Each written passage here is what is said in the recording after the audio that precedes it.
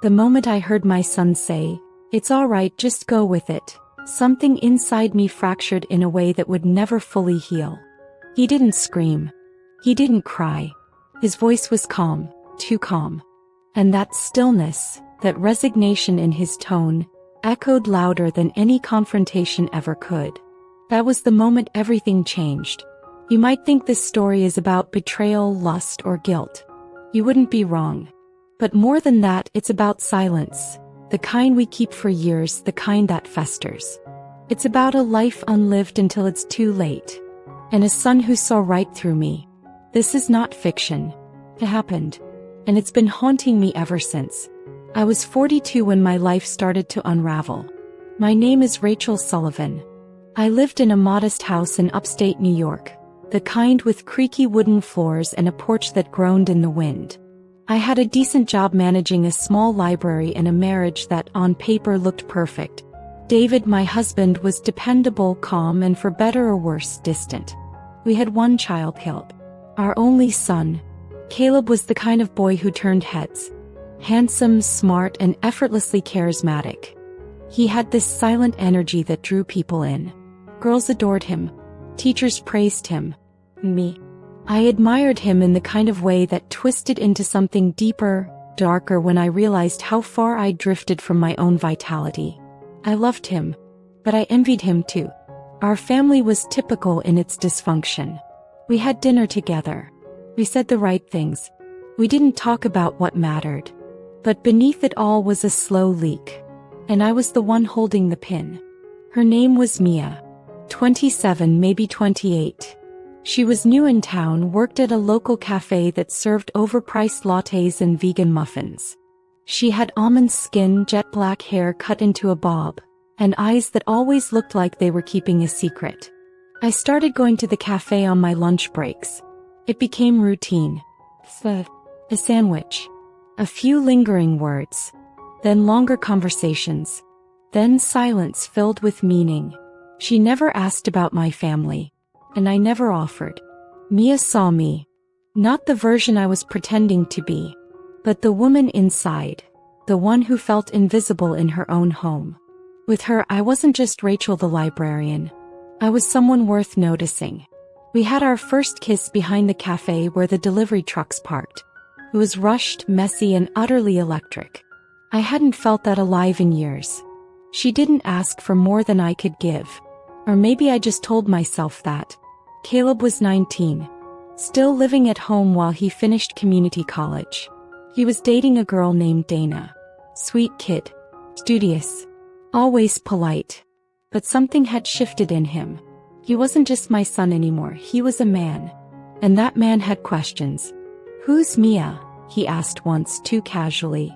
"Just someone at the cafe." He nodded, but I saw the flicker in his eyes. He knew.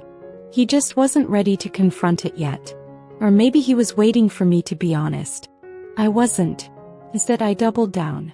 I told myself he was too young to understand. That it was better this way. That I could compartmentalize everything. But secrets have a way of bleeding through the cracks.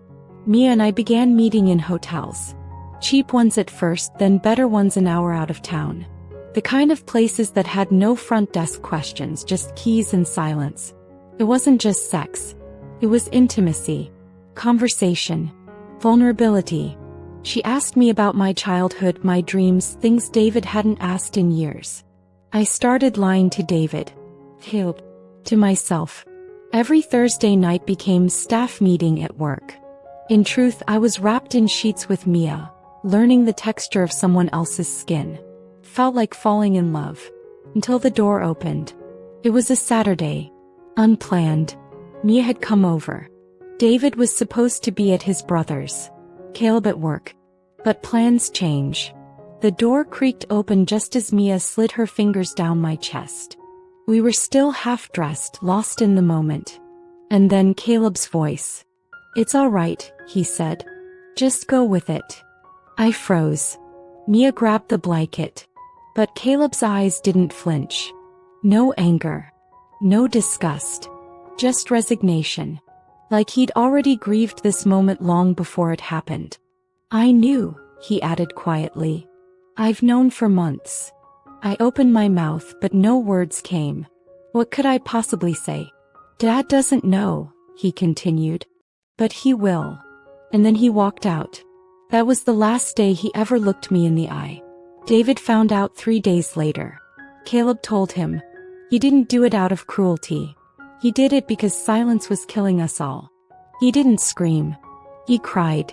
Quietly. The kind of crying that guts a woman more than violence ever could. I moved out. Into a small apartment over the bookstore. I didn't take much. Just a duffel bag and my regrets. Mia and I tried to keep it going. But it died quickly. Not because we stopped caring. But because some relationships are born in fire and burn out just as fast. She left town 2 months later.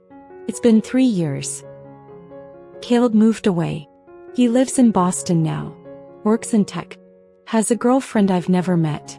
We talk but it's surface level. Weather. Sports. Nothing deeper. I don't blame him. I shattered the trust between us. David and I are separated, not divorced. He says he can't forgive me, but he also can't fully let go. Sometimes I see him at the grocery store. We nod. So, I spend most nights alone. I read. I regret. I still go to that cafe though Mia's long gone. I once asked Caleb months after everything if he ever hated me. He said, no. But I hated how you made me feel like I didn't matter. Like your truth was more important than ours. And that cut deeper than hate. Because he was right. I wasn't a villain. Just a woman who got lost. Who wanted more and destroyed what she had to get it. Do I regret it? Every day. Would I do it again? I don't know. And maybe that's the scariest part.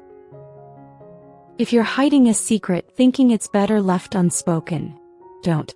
Talk to your family. Talk to your spouse. Talk to your children. Before the silence becomes permanent.